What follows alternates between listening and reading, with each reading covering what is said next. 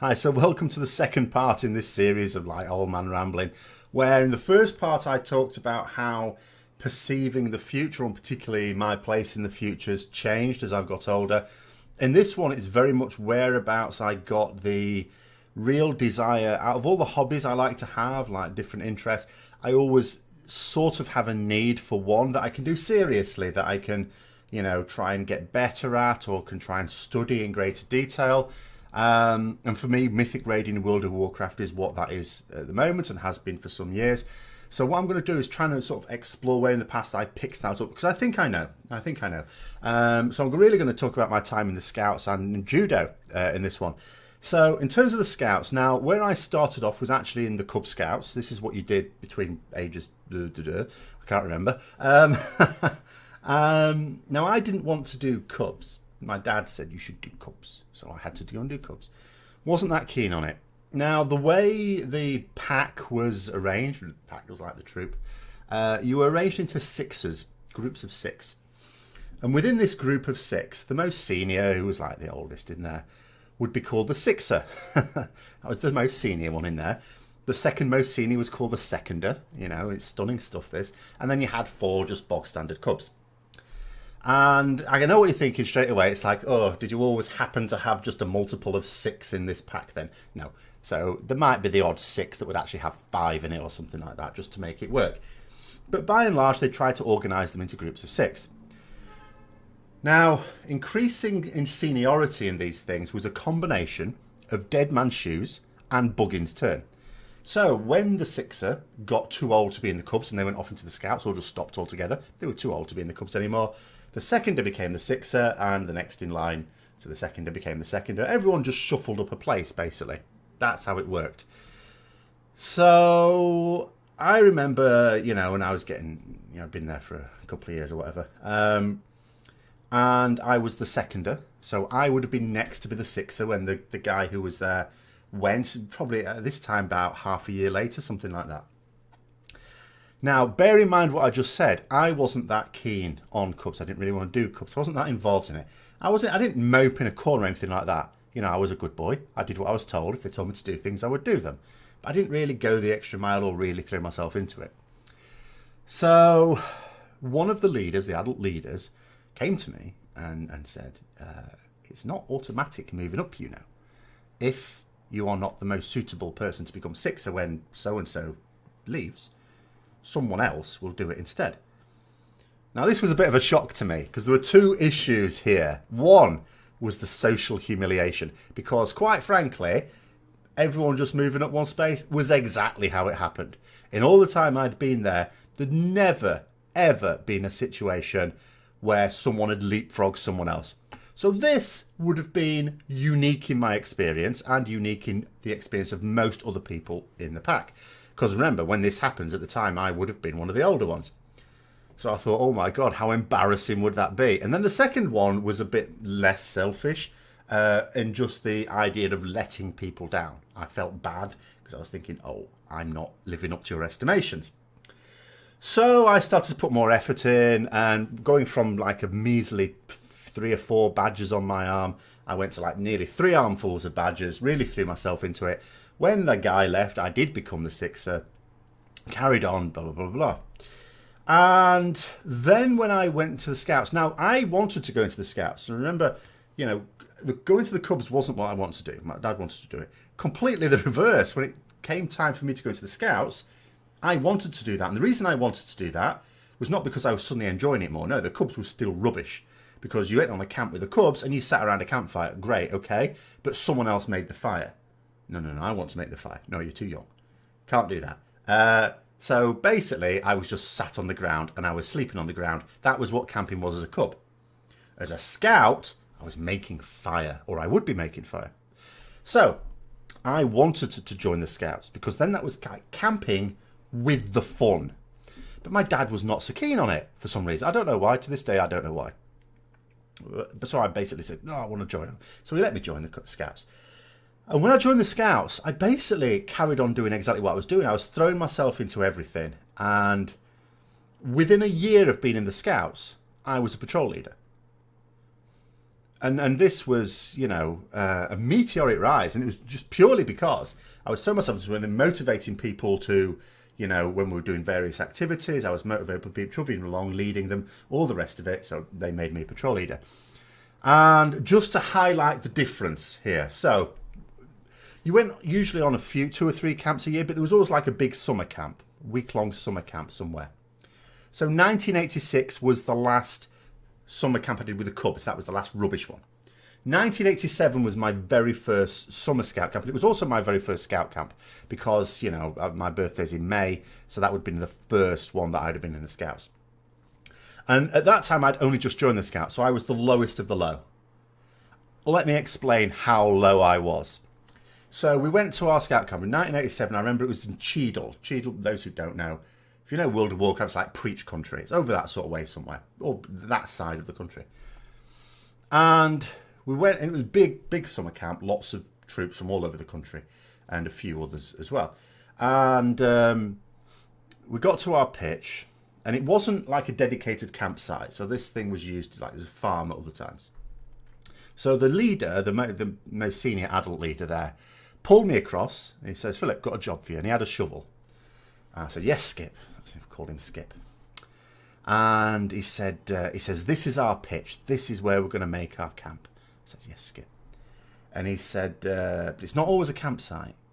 This is where the cows normally are." I said, "Yeah." And he says, "You see out there, you see all those cow pats on the field?"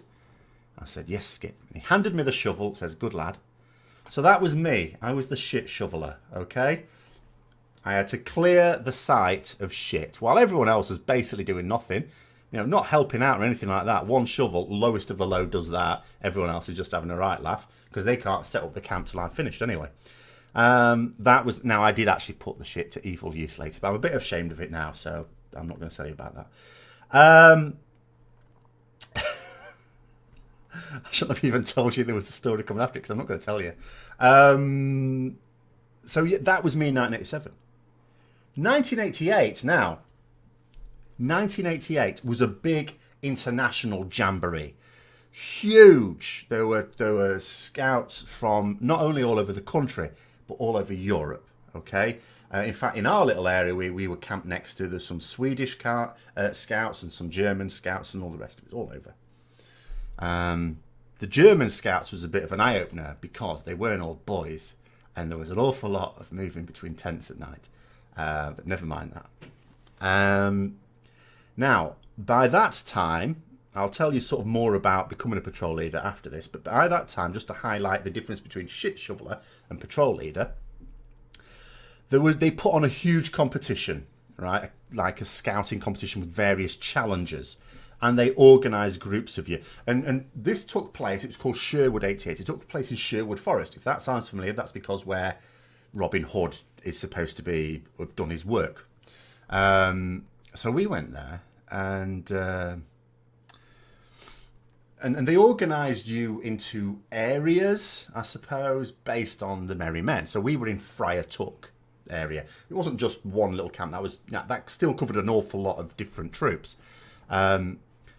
And what they did is they organised groups for this challenge that included one patrol leader and then 4 other scouts. But the other scouts wouldn't necessarily be from your own troop. They'd take them from wherever. So in mine, I was the leader of that, so I was the patrol leader. There was one other kid from our troop, it was Jamie, I've forgotten his surname, Jamie War or something like that. A couple of Germans, and then an Irish kid, who actually after the first challenge buggered off, and I never saw him the rest of the day, little bastard. So, and what we had to do, the first one was basically that obstacle course type thing and then finish on a zip line, just a speed thing to get all of you over it, just a physical activity. Then the other ones one was usual thing, you know, given some paper and an egg. You've got to drop it from a certain height without it smashing. How high can you drop it without it smashing? Basically that, and points based on that and the speed at which you did it. Another one was a certain distance between you and a couple of containers, one with fluid in, one without, and you had to, you know, with sticks and string and also whatever you could jury rig up, get the liquid from one container into the other, tip it into the other without spilling. Okay. Another one was building a raft. You had a load of plastic containers and stuff like that, like plastic barrels and liquid containers. string and sticks, make a raft, and one of you had to cover a certain distance. And again, it was based on the speed at which you built the raft and the speed at which you completed that thing on the river.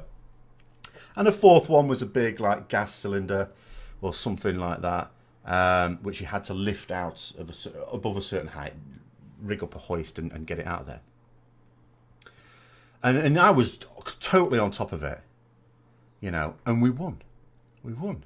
You know, we got a bit of a trophy.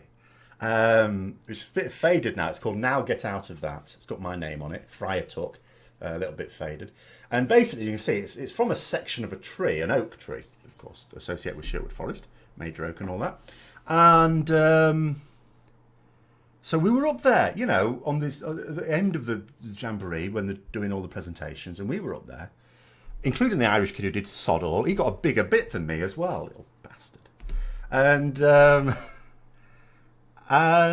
the chief scout, who wasn't Bear Grylls at the time, it was someone else, can't remember, and the local telly and stuff like that, and thousands of scouts there, and we were up there and won. And I'm thinking, you know, even at the time, wow, a year ago I was shoveling shit. That's all I was fit for. Now I've led a team out of goodness knows how many teams, must have been over 100 teams took part, and we won. And, you know, and I thought that was fantastic. And again, it reinforced this idea that you throw yourself into something, get good at something, then you get the rewards. Now, that also wouldn't have happened if there wasn't another lesson I'd learnt. Because, you know, I was made a patrol leader on the basis of the fact I was just leading people. You know, I was motivating people and blah, blah, blah. Not based on anything else. Because one thing you had to do was also do like this patrol leaders course. They made me what was called an acting patrol leader, but you had to get the certificate for it. So you went on a little camp, a weekend camp, where they'd certify you, yeah, you're suitable to be a patrol leader because you have the basic skills. And one thing I learnt on that camp is, although I had the basic skills, there was an awful lot of things I didn't know. I was by far the youngest person there. In fact, I was told that I was like the youngest patrol leader in Doncaster, which is the town I came from. It was hardly surprising. It was 1 year after becoming a scout. A year before, I was a cub. But the other ones who were 2 or 3 years older than me in some cases clearly knew lots of things I didn't. Lots of, you know, niche stuff, but lots of little things that come in useful. And I thought to myself, yeah, well, this is obvious, isn't it? Because they've been doing scouts more often, of course they're going to have picked up more. But then I thought to myself, I don't want to get caught out here, because probably a patrol leader should know these things as well. And I thought, but I can't just wait 2 or 3 years until I happen across these lessons going to scouts. So I'm going to have to find out more actively. I'm going to have to do it myself. Now, at the time, I used to go, you know, I used to read a lot. I still do, but I certainly used to read a lot. And I used to go to the library quite regularly, get some books out, read them, take them back, get new ones out. So the next time I went to the library, instead of getting some like Doctor Who books or something like that, I got some books on like knot tying, camping, survival guides, scouting stuff. And I started to learn the skills rather than wait to be taught them. So that was another thing I was... And I think that's what, when I went to that competition in 1988 and I led that competition, I think that's what helped me really prepare for it, that I had all those skills because I'd accelerated myself through them rather than just wait for them to happen. So I think I really learned 2 lessons there. One, you know, a hobby is far more interesting if you can really throw yourself into it and really learn all about it and get better at it and challenge yourself. And the other is not to just pick lessons up as and when they come for you, to actively seek them out. You know, accelerate your progress by going and finding information elsewhere, books that people read. These days, YouTube, I suppose, would be the main one, wouldn't it? But at a certain point, it all had to end. You know, I, again, got to the age where you'd have to stop the scouts. I could have gone into like the venture scouts, or whatever it was. I can't remember what it was called, for late teens. But at that point, it wasn't as interesting. I loved the scouts. I didn't necessarily want to carry on doing all that stuff as an adult. So, you know, I stopped at that point. But I had another one to pick it up because that was something, again, I'd thrown myself into and really loved it. And I think at that point, I had the bug of there's something, you know, I always want a hobby where I'm going to really throw myself into it. What am I going to do now in my spare time that I can really get good at? At the time, computer games would be laughable because they were largely single-player affairs. So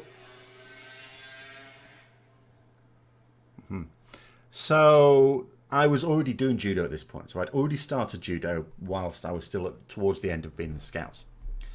And judo provided that outlet for me. And, you know, because this was something that you could do both of those things in. One, clearly it's something you can show progress in.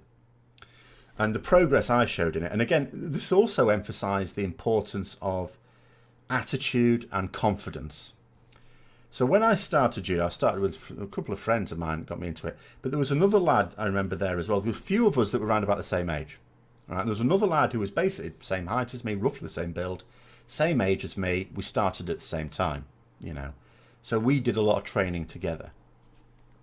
And when we'd like face off against each other, sometimes he'd beat me, sometimes I'd beat him. Fairly evenly matched, I would say.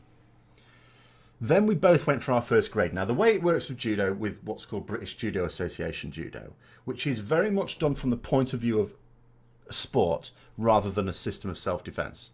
You know, it's getting you ready to play in competitions. So the important thing about that, whereas some other, I won't say some other martial arts schools, their grading system is largely based on demonstrating techniques. Here, all right, there's some of that as well. There's a theory part to it. But then there's a practical part to it. And the practical part to it is beat these people. So you had to beat people to grade. Otherwise you go nowhere. It's like, well, you didn't beat anyone. Yeah, but I can execute these moves really well. Yeah, but not on a person who's resisting you. And that's the other great thing about judo I found, because I did other martial arts as well. But judo was brilliant because you can do it full force. Like, because there's no striking, you're not punching or kicking. Inevitably, when you do any of that, you have to hold back a bit. You can't actually kick the shit out of someone in jiu-jitsu or karate. Not allowed. So there's always a little bit of safety in there, which means you're not actually going at it as if it were a real fight. Judo, different thing. You are. You're not holding back. Because the techniques you're doing, you can do safely. As long as both parties understand how to play the game safely. So I loved it for that as well. And so what happened is you did your theory and then you went to contest grading, which might be in a different town, something like that, as it frequently was. The town I was at very rarely hosted them. And you'd have to compete against other people. Now, the problem is when you're roundabout, I think I was 14 when I did my first one, because I started, you know, as I say, mid-teens. There wasn't a load of people at my age. Now, normally they wouldn't put you on against someone from your own club, but here they sort of had to. It wasn't my first fight. The first fight was against someone I didn't know. But then the second fight, I beat that guy, and then my friend, I can't remember his name, he beat his first fight as well. They had to sort of pair us together because they were limited in terms of people of the right height and weight and stuff like that. Obviously, they can't put us up against a 12-year-old. That would be unfair. So they had to match us up. So we fought, and on that day, I won. And then we both had another fight after it, and I won that and stuff like that. And at the end of it, he was graded yellow belt, and I was graded orange belt, higher grade. And this is where the confidence comes into it. Because up to this point, we used to share this, you know, sometimes he'd get the better of me, sometimes I'd get the better of him. After that point, he never beat me again, ever.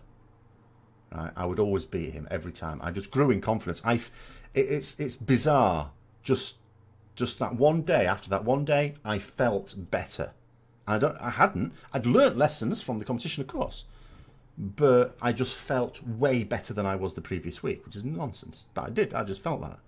And also, I felt, because in the class we were in, it was a bit of a mixture. There were people in their late teens, but there were also like full-grown adults. And some of the adults there, although some of them, I say, were beginners, big strapping fellas, like properly well built, used to go to the gym and stuff like that.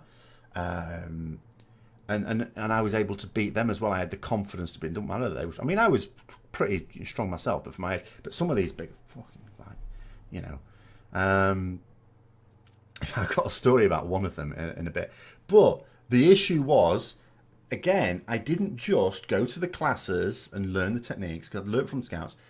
Throw yourself into it, not only try hard, but also try and find other things. So when I was out and about, I would try and find books. My favourite one is actually this one. It's written by an Australian lady who studied at the Kodokan, which is the spiritual home of judo in Japan. That's the main centre of Japan. And what I particularly liked about it, what I particularly liked about judo, it wasn't just the sport side of it, and this book highlights it. It's all the cultural side of it as well, and some of the lessons it teaches you. Like Jigoro Kano is the founder of judo. A couple of his statements: mutual welfare and benefit, maximum efficiency. But a really key one, like probably the most important motto you can ever have in life. There was something like, what was it now? It was fall down 7 times, stand up 8, something like that. Which is really true. And that was drilled into us by our teachers, and that was literally true in judo. You just keep standing up, but it's true of anything, isn't it? You're never beaten until you stop standing up again. Just every time you fall, you just get back up again, and you're always still chasing that success while ever you keep getting back up. So I love the culture of it as well. And so yeah, I used to get books, and I used to again learn things myself and try them out in class rather than wait to be taught things.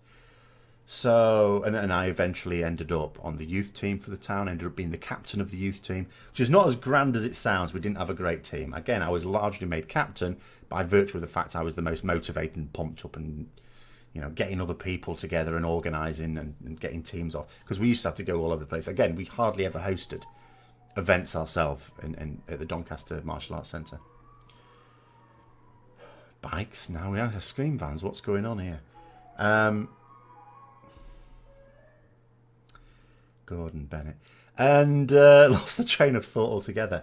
So yeah, I think that really reinforced it for me, because again, I got really well into it, really good. Unfortunately, it faded away. I'm going to finish off, I think, with my favourite anecdote, although it's a load of macho bullshit, really, but never mind. But what happened? Well, I went to university. I did it a little bit at university, but I also got into, here's the thing. See, the judo clashed with the badminton. Now, I preferred judo to badminton in theory, but the way the badminton worked was this. You weren't on all the time, and where we played badminton, there was a bar, and we used to do beer and badminton, stuff like that. You could have a drink and play a game of badminton, or a few games of badminton. Whereas judo, there was no bar.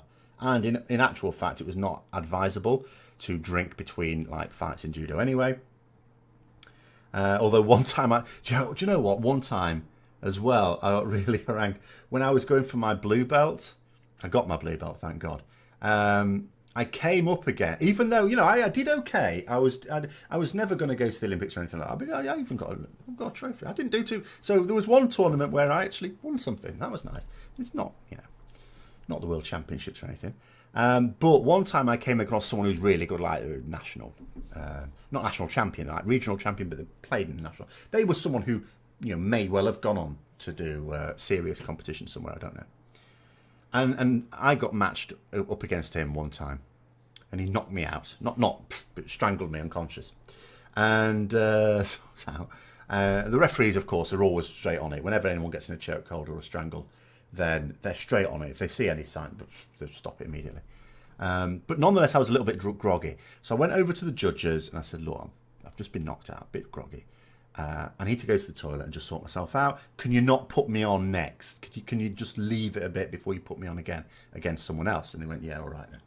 So I went to the toilets, did the usual thing, like in the movies, where they're staring at the mirror, splash water on the face and go, and look intently in the mirror. Did all that, because, watched films and thought that's the thing to do. It wasn't out of any medical training or anything. So I did that, sorted myself out, then started to go back. I still wasn't feeling great, but a little bit better. And everyone's waiting around, and friends are shouting, and come on. I'm thinking, what the... They'd put me on immediately, and they were wondering where I was. And I just said to them, I've been knocked out. Can you give me a minute? And not put me on immediately. And they said, yeah, and they'd put me on straight away. So I had to fight another guy, still rushing and still not feeling great. Fortunately, I did. Beat him quite quickly, in fact. But yeah, that was a bit of a nightmare. But... The best story I have from it, I'm ashamed to have this as such a positive memory as well. I am ashamed of myself, but still. So, like I've said before, I was in a class where it was a mixture of like full-grown adults and late teens, should we say, mid to late teens. And while I was still, in fact, this was, yeah, I had the blue belt at this point, so it must have been after I'd been knocked out by this regional champ. And but there was a guy that, now I know that as I say, there were several, it was big beefy ones, but they all knew that I was quite good because I was really into it. And but there was one fella who was a police officer. He was built very well as well, very athletic, and he didn't like the fact that I was sort of technically senior. Like because I would sometimes, like, the teacher would split the class into various groups, and senior members of the dojo would take people through their exercises, and sometimes that was one of my roles. And this fella didn't like it at all, but he was beginner grade, wasn't a senior, he wasn't as good. And I overheard him one time talking to, again, one of the adults there. His name was Ian, I think. Saying this, is saying, why? Because he genuinely believed, what I got from this earwigging was, he genuinely believed that the only reason, like, I had this belt and stuff like that is because I get put on against other kids, and that it doesn't matter that he didn't have that. If we actually faced off against each other, he'd easily beat me, because it doesn't matter that I was a bit more experienced and I'd gone to the grade and stuff like that. Of course he would beat me. He's a big strapping fella and I'm a kid. That's the attitude he genuinely had. And I remember the other guy saying, no, he actually knows what he's doing. He could beat you. But we'd never faced off against each other. You wouldn't face off two people like that. You might do a bit of practice with each other, but you wouldn't actually face off in an actual competition type situation with that disparity. There'd never no point. So he was allowed to have that delusion. And one time it came to a head because it was like a really hot day. Now, some of you who've been watching my stream will know at the moment it's quite hot summer, and I've been a martyr to it, and I absolutely hate the heat of it. And then some of you are probably thinking, oh, of course you're fat, of course you're going to suffer from the heat, which makes sense. But in actual fact, even when I was as fit as a butcher's dog and slim and athletic, I still then didn't like it either. So it's not a new thing. And so I was so knackered. And I also, I cycled in, I cycled back, and it was a good 5 miles away as well. So I was going to be facing a 5-mile cycle ride back home as well. And so I was just thinking, I'm knackered. I'm just going to let him throw me around. It was free practice at the end, which was supposed to be not real competition. You're just sort of doing a bit of practice, not supposed to resist too much or do anything too fancy. Just practicing some techniques. I'm just going to let him throw me down. So I did. I let him throw me down. And he was starting talking to me, and I wasn't really paying attention because I'm so hot and knackered. And I'm thinking, what's he on about? And he seemed to be admonishing me. And at first I was thinking to myself, he's probably a bit annoyed that I'm not really putting any effort in. And I thought, fair enough, it's not doing him any good if I'm not putting some effort in. Fair enough. Then I started actually listening to what he was saying, and he was trying to say, you should do it like this. He was trying to teach me things about technique. And I thought, you trying to teach me? Really? So I went full macho bullshit, and I went, all right, okay, all right then. Remembering that, as I say, that I know that he had an issue with me. So I took hold of him, and I banged him down. Knocked him down on the floor. And then he got up, and I took hold of him again, and knocked him down again. And I kept doing it. And I wanted to emphasise 2 things really strongly to him. One, I can knock him down immediately. I don't have to throw a feint one way and then go the other. I don't have to do any combinations, because sometimes you use combination, Renraku combination techniques to get them off balance and then use another technique. Didn't have to do any of that. Just simple throw immediately. Doesn't matter what he did. Doesn't matter how much he tried to resist. Doesn't matter how much he tried to defend. He's going down as soon as I take hold of him. Within 3 seconds, he's on the floor. And I wanted to emphasise something else as well. Now, we all have our favourite techniques. They're our strongest techniques. Of course, they're the ones we practice the most. And I had mine. I wanted to emphasise to him that I don't need those. So I used a different throw every single time. Just to emphasise that I can bang him down whenever I want, with whatever I want. So he was under no illusions whatsoever that in a face-off, because that's what this had become now, because we're both macho bullshit males at this point. I wanted to just emphasise to him, you have no chance against me when I'm trying. And every time he got knocked down, it would take him longer to get up, because you could sort of see these delusions shattering in his mind, and he couldn't cope with it, because he really did have the view that, all right, I might be able to do the techniques better and look prettier, and and all the rest of it, but when it came down to it, raw strength will beat you every time. He really thought that, and he just thought, because he was a big strapping fella and I was a kid, that in a real face-off, that he'd of course he'd beat me. Doesn't matter how clever I can be with my techniques. And I was showing him that, no, you're going down. When you get up, take your time. When you get up, I'm getting hold of you again. You're going down again. And he did, and he would take longer to get up, and he would try and back away, and he would try and do other things. He'd try and go on the attack. He would try everything. Made no difference. And I would decide, because that's the thing about doing a different technique each time. While he was getting up, I was deciding which one I was going to do. So I wasn't even using the technique that best suited his reaction. It was like, no, I'm going to do an uchimata on you. I don't care what you're doing. You can be moving backwards, moving forwards, trying to do a foot sweep on me. It doesn't matter what you do. I'm going to move in for an uchimata, and you're going to be down on the floor 3 seconds later. And I'm ashamed that is such a positive thing. Memory, but it is, I'm afraid.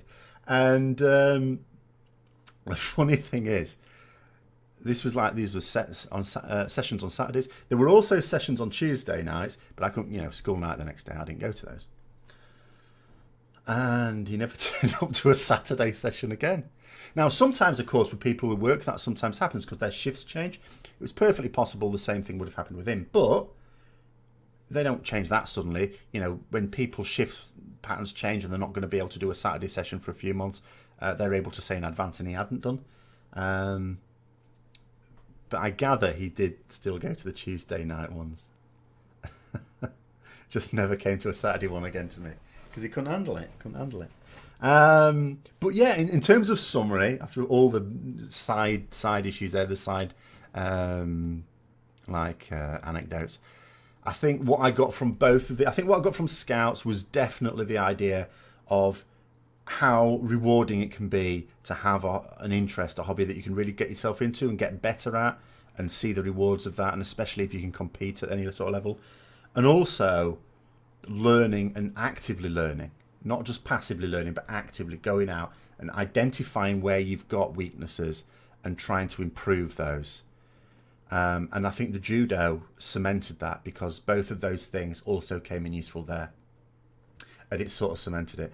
And the end of the judo for me, unfortunately, is not like the Scouts, because you don't get to a certain age where you can't do it anymore. Like I said, at university it sort of went by the by, but as soon as I finished at university, I wanted to take it up again and get back into it. Went back to the club. Unfortunately, by then I was teaching, and it was full on. I didn't have time for anything when I started teaching. I was so busy.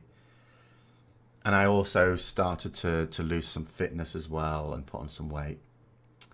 But then, after a couple of years, I was getting more comfortable with the teaching. I had time now to indulge a few hobbies. I'd moved to a different town, so I found a judo club, and I went to the judo club, and I was going to, do it again. The problem was that I had lost fitness. And it would have taken me time to get it back again, but I could have done it. And I could have get back, and I could have been. So, but at the time, I was in no position to be competing again. It would have taken me some time to be able to get myself to the point where I'd be able to compete again and do it seriously. And unfortunately, I made the decision, because at the time, which is going to be the focus of next week's thing, I was also playing Warhammer by then, and that was allowing me my competitive outlet, and it was something I could do there and then, whereas the judo was something I'd have to work towards being able to compete in again. And I made what is probably the worst decision of my life, and I decided not to persist with the judo, which was a terrible decision in retrospect, and probably should have been seen as one at the time as well. But there you go. So hopefully you've enjoyed this second series where I try and explain where my need for a serious competitive hobby came from. Next week, as I say, I'll be talking about my picking up of Warhammer and getting into that. So I hope you've enjoyed it. If you have, don't forget to like and comment below. That's always nice. And until next time, I'll see you later.